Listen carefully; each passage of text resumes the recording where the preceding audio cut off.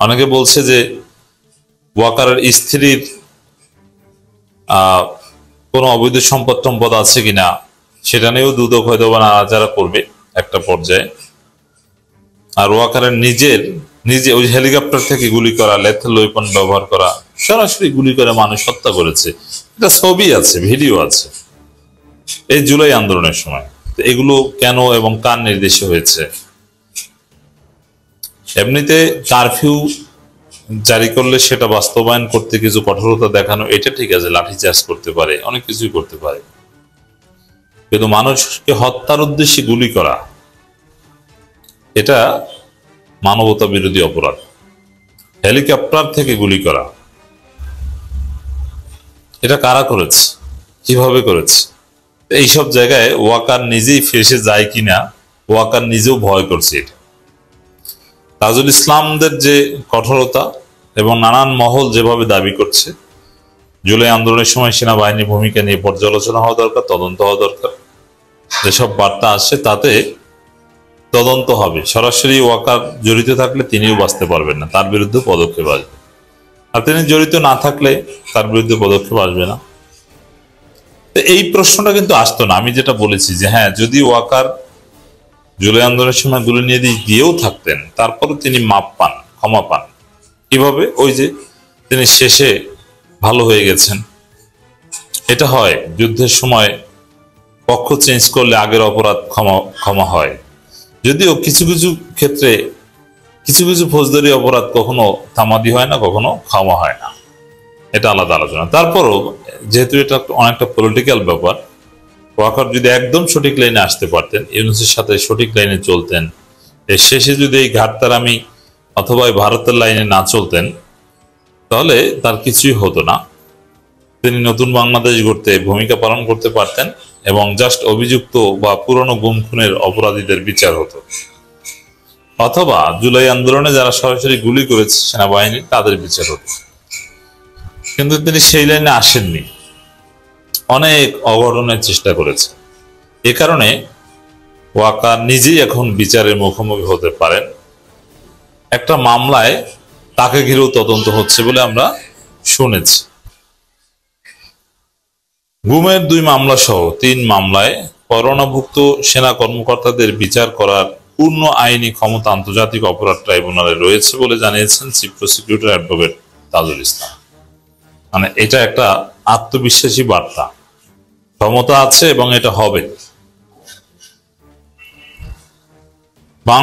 আইসিটির যে আইন, দেখেন, সেনাবাহিনী একটা বাহিনী, তাদের নিজস্ব আইন আছে, ঠিক আছে, কিন্তু সেই নিজস্ব আইন তো বাংলাদেশের সংবিধানের অধীনে, বাংলাদেশের অধীনে, এটা তো আর জাতিসংঘের অধীনে না, বাংলাদেশের অধীনে। আর বাংলাদেশের আইন, সেনাবাহিনীর নিজস্ব আইনের ঊর্ধ্বেও আইসিটি কে মর্যাদা দিয়েছে। হাইকোর্ট সুপ্রিম কোর্টের উপর তা সেনাবাহিনী না, হাইকোর্ট সুপ্রিম কোর্টের অর্ডার সেনাবাহিনীর জন্য বাধ্যতামূলক।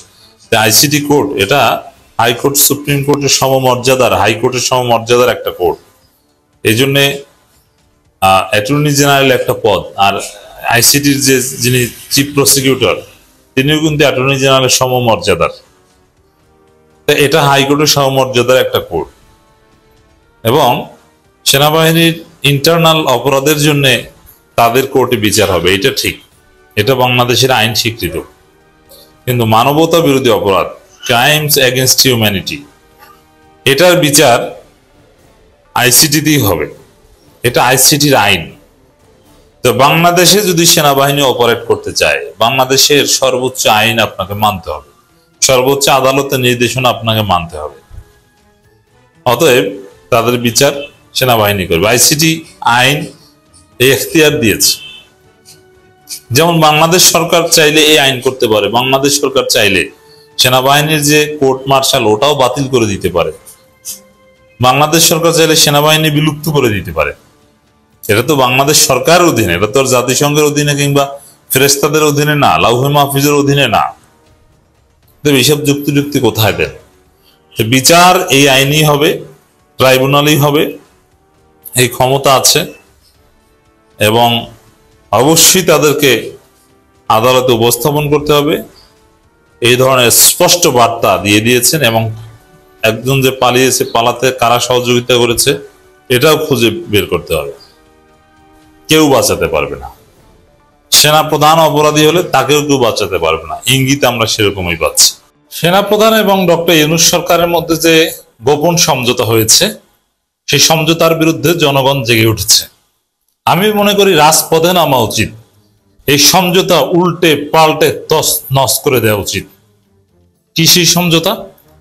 দর্শক, আপনারা জানেন যে গুম খুনে অভিযুক্ত বাংলাদেশের ইতিহাসে সবচাইতে নৃশংস, ভয়ানক, মানবতা বিরোধী অপরাধীরা, তাদেরকে ট্রেস করা হয়েছে, তদন্তে প্রমাণ পাওয়া গেছে, এখন বিচারিক প্রক্রিয়া শুরু। তাদেরকে গ্রেপ্তারও করা হয়েছে, সেনাবাহিনী তাদেরকে অ্যারেস্ট করেছে। তারা কোথায় থাকবে? একদম স্বাভাবিক প্রত্যাশা, তারা কাশিমপুর কারাগারে অথবা কেরানীগঞ্জ কারাগারে থাকবে।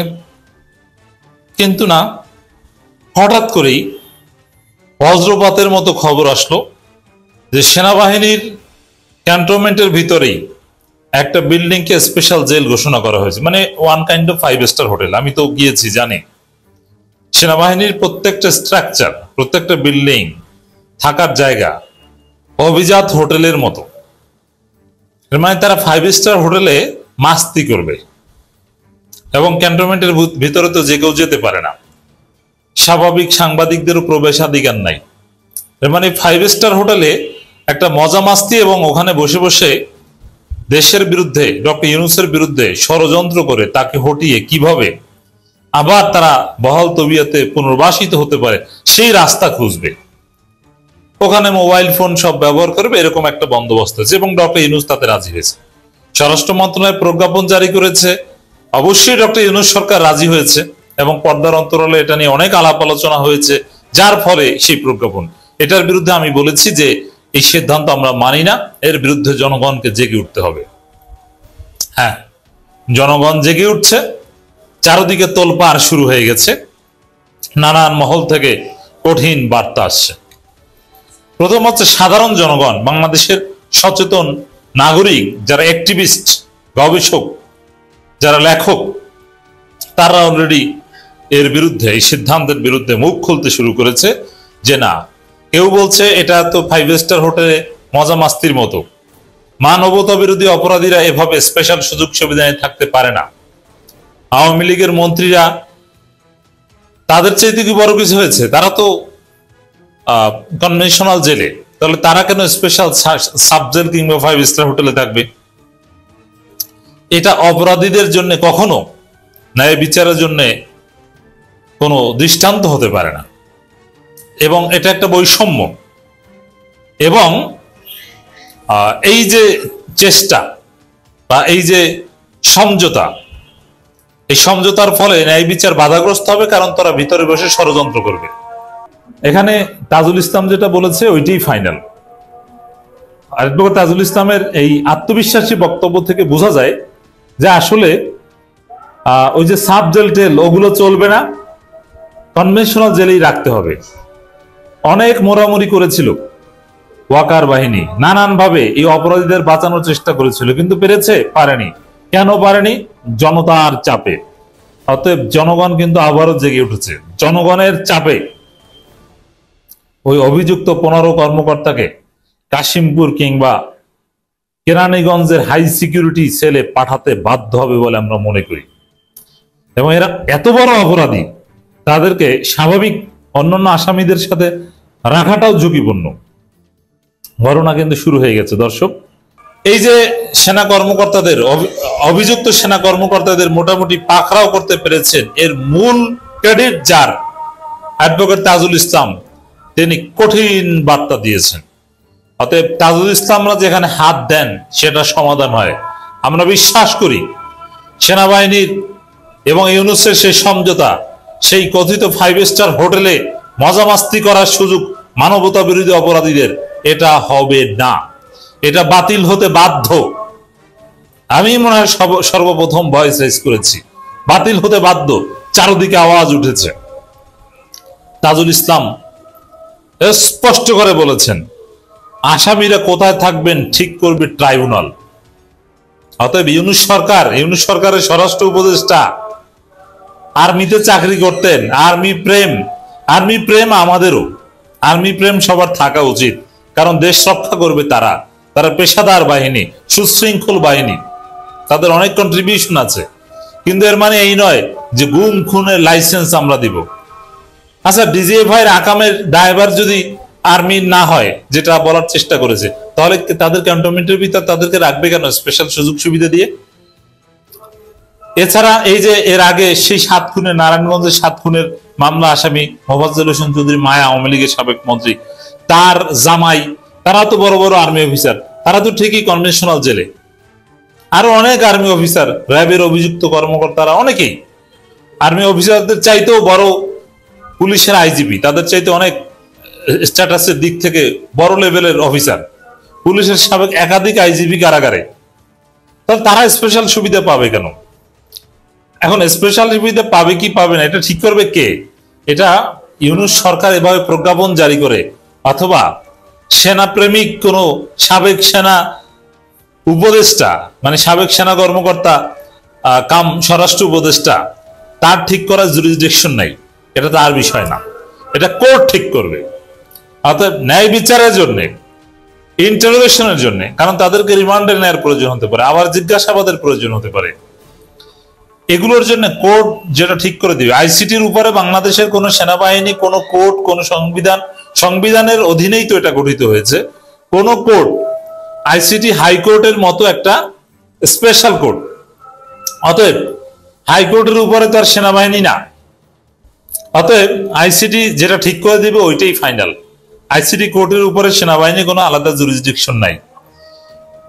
খবর, আন্তর্জাতিক অপরাধ আদালতের চিফ প্রসিকিউটর তাজুল ইসলাম বলেছেন, সেনাবাহিনীর হেফাজতে থাকা সেনা সদস্যদের গ্রেপ্তার দেখানো হলে তাদের আদালতে হাজির করতে হবে। তিনি আরো বলেন, এরপর ট্রাইব্যুনাল ঠিক করবেন আসামিদের সাবজেল না অন্য কোনো কারাগারে পাঠাবেন। তাহলে এখানে একটা বিষয় যে ঠিক আছে, যেটাকে সাবজেল ঘোষণা করা হয়েছে করে শান্তি পেলে পাক, কিন্তু তারা কোথায় থাকবে ইটস আপ টু কোর্ট। আমরা বিশ্বাস করি তাদের অপরাধের যে ধরন, কাশিমপুর কিংবা কেরানীগঞ্জ যারা আছে তাদের চাইতে বড় অপরাধী, কারণ তারা আমার জানা মতে মানবতা বিরোধী অপরাধী সবাই না।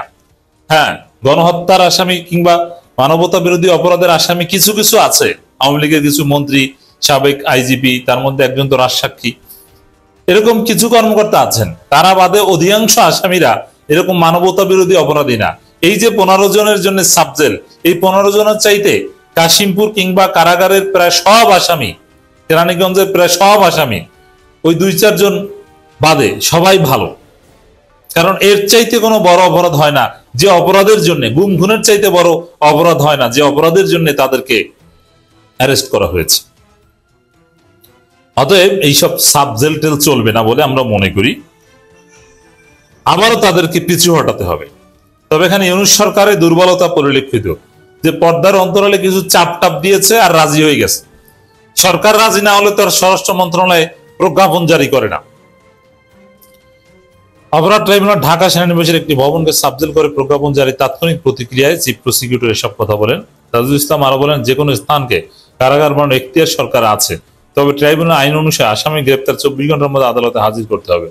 ঢাকা সেনানিবাসের ভিতরে অবস্থিত একটি ভবন, এর মানে ঠিক আছে তারা করেছে, কিন্তু কোথায় থাকবে এটার জন্য সম্ভবত 22 তারিখ, 22 বা 23 তারিখ আমরা নিশ্চিতভাবে জানতে পারবো। এখন এই যে নতুন 5 স্টার মানের কারাগার গঠন করে মজা মাস্তি করার যে ফন্দি এঁটেছেন, 22 তারিখ পর্যন্ত থাকবেন, তারপরে ওখানে থাকার সৌভাগ্য মনে হয় আপনাদের হবে না। সেই ঘটনা শুরু হয়ে গেছে।